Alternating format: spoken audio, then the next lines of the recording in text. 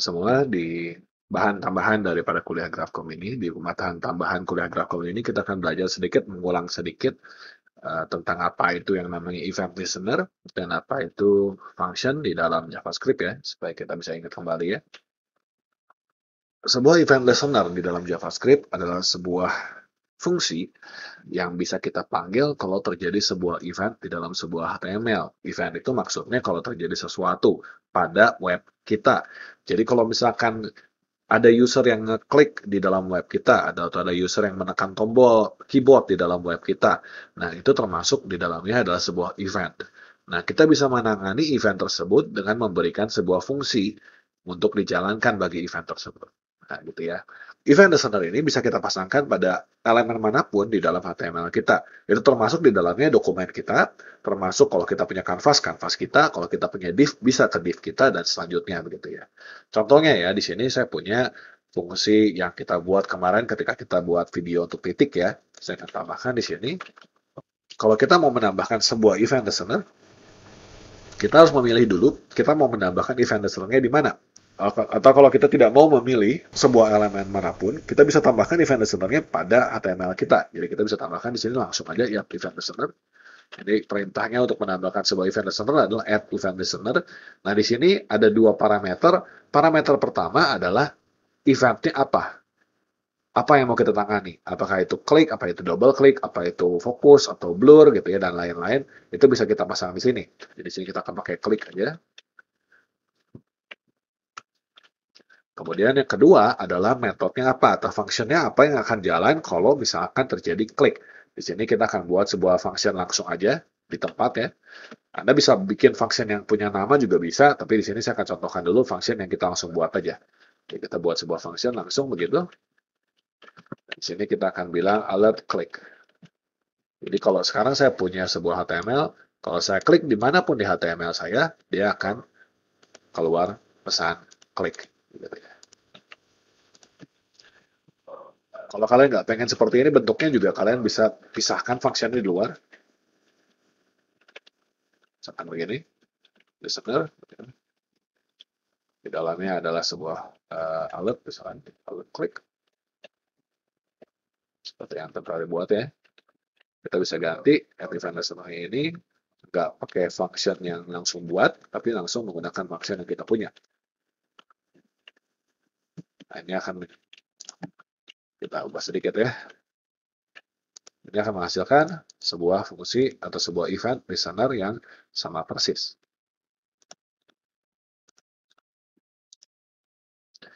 Nah, kita juga bisa memilih untuk memasang event listener itu bukan pada seluruh HTML-nya, tapi hanya pada satu buah elemen dalam HTML saja. Contohnya misalkan di sini kita punya kanvas kita. Nah, kita bisa tambahkan si event listener ini ke dalam kanvas kita dengan cara kita pasang depannya elemennya apa.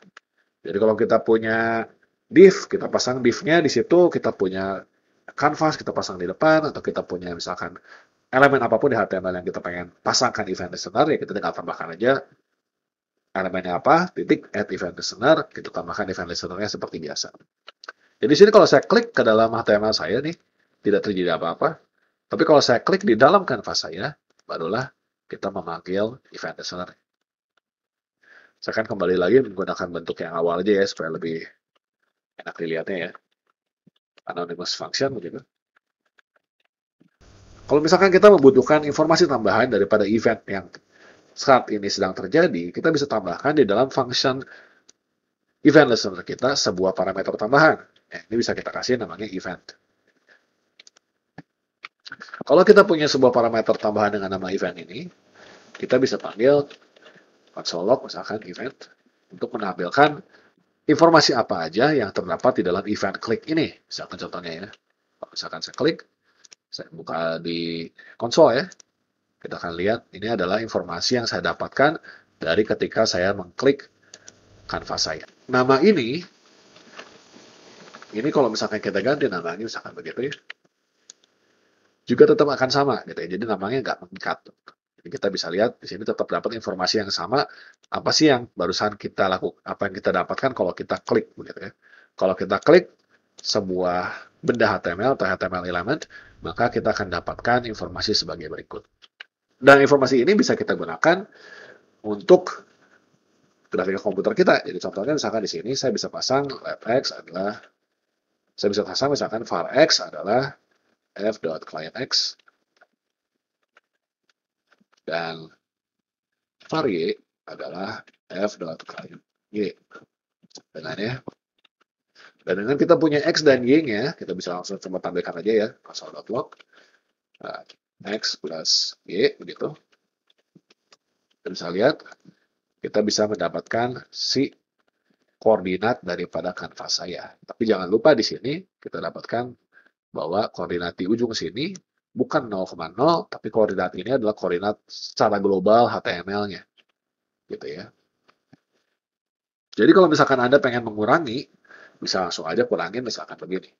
Nah, supaya si variabel x-nya kita ini dapat dari ujung, kita harus dapatkan dulu x-nya daripada kanvas kita. Nah, di sini kita akan ambil sebuah variabel namanya rectangle, kita akan dapatkan dari kanvas kita titik get bounding rect.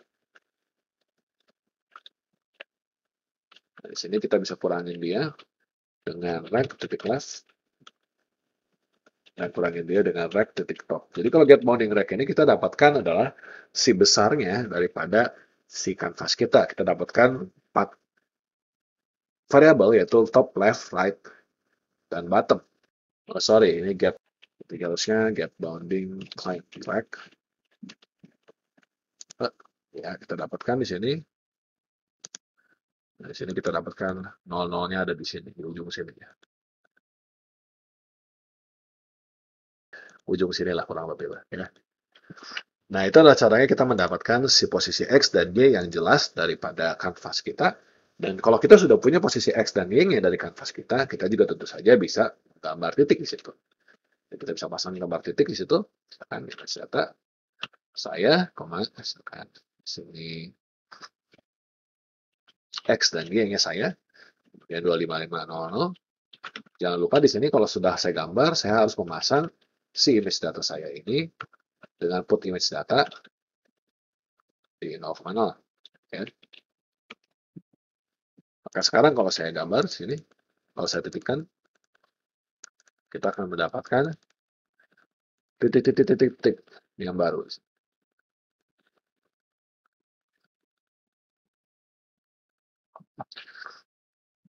Ya. Anda juga bisa menggunakan event yang lain. Misalkan di sini kanvas kita titik active adjustment. Misalkan untuk mouse move, ya kita akan dapatkan kanvasnya juga. Ini by the way kita pindahkan hal yang sama, misalkan sekarang bukan klik tapi kalau mouse move, maka sekarang kalau saya gerakan mouse saya, dia akan menggambar sebuah garis di dalam kanvas saya seperti ini ya. Oke.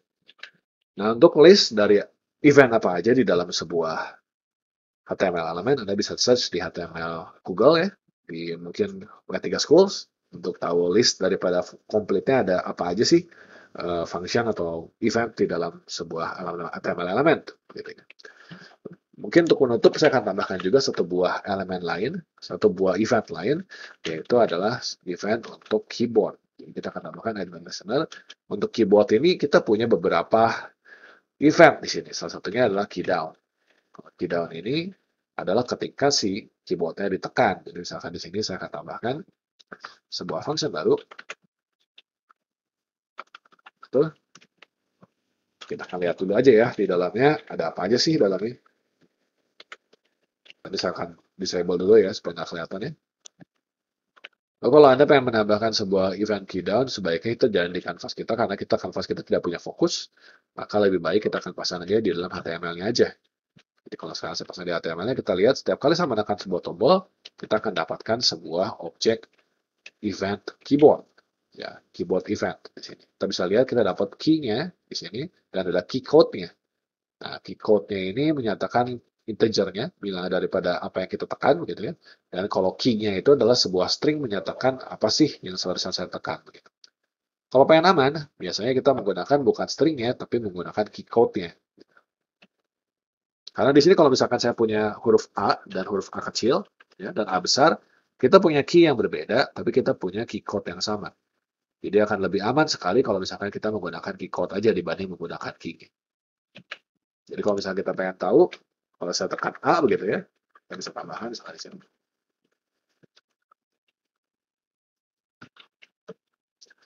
Code-nya adalah misalkan 65, maka barulah kita bilang A gitu ya. Kalau bisa tambahkan, kita akan dapat mau saya pakai huruf A besar atau A kecil, tidak akan ada masalah, akan terregister tetap. Oke, mungkin segitu aja tentang refresher course untuk event dan function di dalam JavaScript. Ya, semoga bermanfaat. Kita ketemu lagi di video-video berikutnya. Terima kasih banyak.